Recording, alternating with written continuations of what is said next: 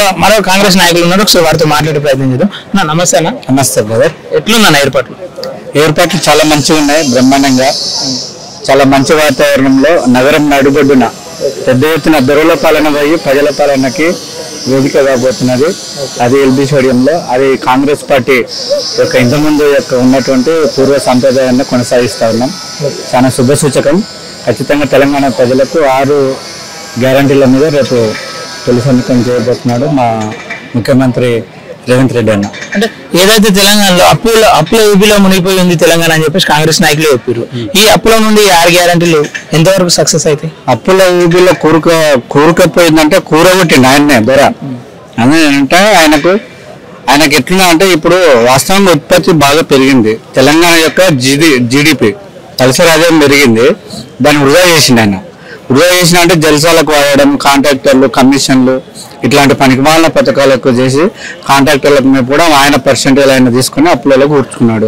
చూసినాం కాళేశ్వరం లాంటిది, పాలమూరు రంగారెడ్డి లాంటిది, మిషన్ భగీరథ, మిషన్ కాకూరి, ఇవన్నీ కూడా స్కామ్లే, ఇవన్నీ కూడా అవినీతిమయమే. దాంట్లో వృధా అయిన డబ్బే ఆపుతున్నాం మేము. ఇప్పుడు ఆపాలి. వృధా ఖర్చును ఆపితే ఆటోమేటిక్గా సంక్షేమ పథకాలు చాలా చిన్నవి ఇవి. ప్రజలకు ఏదైతే సంపద పెరిగింది, ఆటోమేటిక్గా పెరిగింది.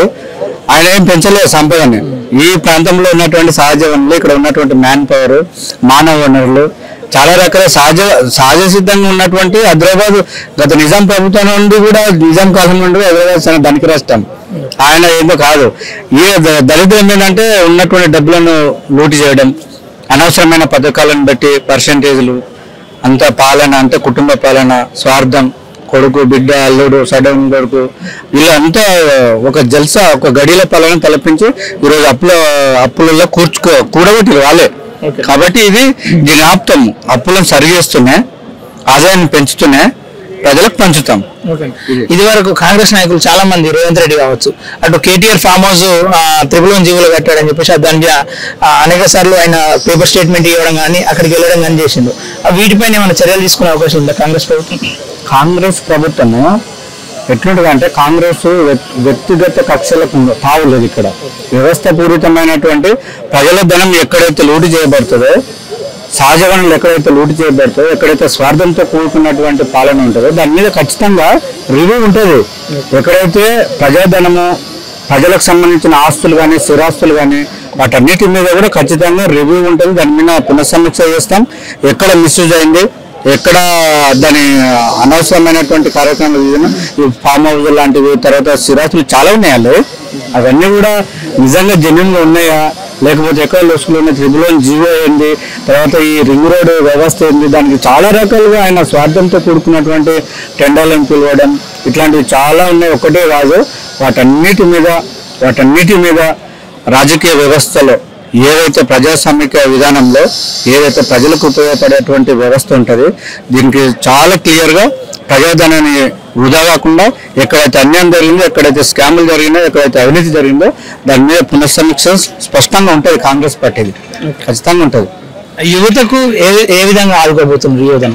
యువత మేజర్గా నిధులు నియామకాలైనటువంటి ప్రజాస్వామిక పునరుద్ధరణ డిమాండ్ల మీద తెలంగాణ ఉద్యమం నడిచింది. యువతకు ఏం కావాలో, ఉద్యోగాల కొరకే కదా, నియామకాలే కదా. ఆ నియామకాలు కూడా చాలా మిస్యూజ్ అయిపోయినాయి. అంటే స్వార్థం అక్కడ కూడా. ఎందుకంటే టీఎస్పీఎస్సీ చరిత్రలో ఇంత దౌర్భాగ్యమైన ప్రత్యేక తెలంగాణ వచ్చిందే, నియామకాలు అనేవి ఒక ప్రధాన డిమాండ్ కదా.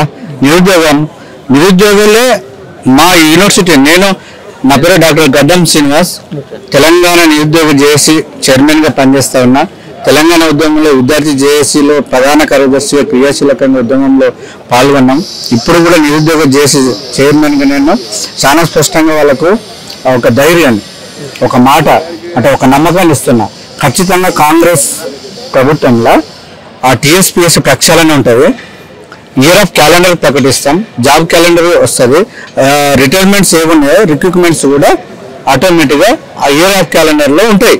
దాంట్లో ఎవరైతే డిగ్రీ అయిపోయిన వాళ్ళు, పీజీ అయిపోయిన వాళ్ళు, పిహెచ్డీలు అయిపోయిన వాళ్ళు, ఎంఫిల్ అయిపోయిన వాళ్ళు, ఇంటర్మీడియట్ అయిపోయిన వాళ్ళు ప్రణాళికలు వేసుకొని డిగ్రీ అయిపోయిన వాళ్ళు ఏం ప్రిపేర్ కావాలి, ఆయా గ్రూపులకు అనుబంధంగా అన్ని శాఖలలో ఖచ్చితంగా నియామకాలు ఉంటాయి. కాంగ్రెస్ ప్రభుత్వంలో ఎట్లాంటి అధైర్యం వద్దు, ఖచ్చితంగా ఉంటాయి. ఓకేనా? చివరిగా ప్రజలకు ఏదైనా సందేశం ఇస్తారా? ప్రజలకు తెలంగాణ నా తోటి అన్నదమ్ములకు, అక్క చెల్లెళ్ళకు, పెద్దలకు, చిన్నలకు అందరికీ కూడా ఈరోజు తెలంగాణ రాష్ట్రం ఊపిరి పీల్చుకున్నది. గడీల పాలన పోయి ప్రజల పాలన వచ్చింది, దొరల పాలన అంతం చేశారు. వారందరికీ కూడా పేరు పేరున నేను కూడా కాంగ్రెస్ పార్టీ రాష్ట్ర నాయకునిగా SSL స్టేట్ కన్వీనర్గా పనిచేస్తా ఉన్నా. నేను కూడా ఈ 2023 సార్వత్రిక ఎన్నికలలో అన్ని జిల్లాలలో నేను ప్రజా సంఘాల కోఆర్డినేషన్ చేయడం జరిగింది, విద్యార్థి సంఘాలను కోఆర్డినేషన్ చేయడం జరిగింది. వివిధ నియోజకవర్గాలు తిరిగి కూడా ప్రచారం చేసే బాధ్యత నాకు బట్టి విక్రమ గారు, రేవంత్ అన్న గారు ఇచ్చేయడం, వారికి ధన్యవాదాలు తెలియజేస్తాను. అదేవిధంగా ఈరోజు ప్రజలు మొత్తం కూడా ఏదైతే అణచివేత, ఏదైతే దుర్మార్గమో, ఏదైతే గడిల పాలన, ఏదైతే అణచివేతతో కూడినటువంటి పాలన దాన్ని అణచివేసారు.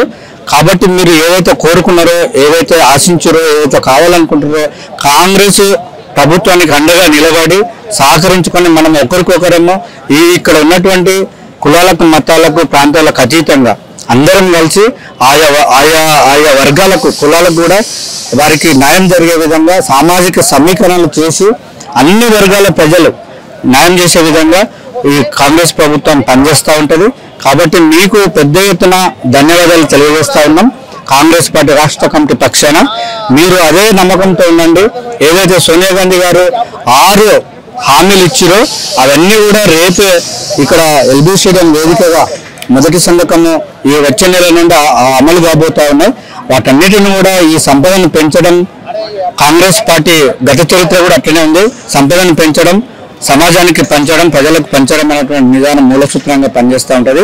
ఇక్కడ స్వేచ్ఛ, సమానత్వం, సోదరభావంతో కూడుకున్నటువంటి అన్ని రకాల కులాలకు, మతాలకు అతీతంగా పాలన ఉంటుంది. మీరు పెద్ద ఎత్తున సపోర్ట్ చేసినందుకు పేరు పేరున అందరికీ మనస్ఫూర్తిగా ధన్యవాదాలు తెలియజేస్తున్నాం. జై తెలంగాణ, జై సోనియమ్మ, జై కాంగ్రెస్. ఓకేనా, థ్యాంక్ యూ.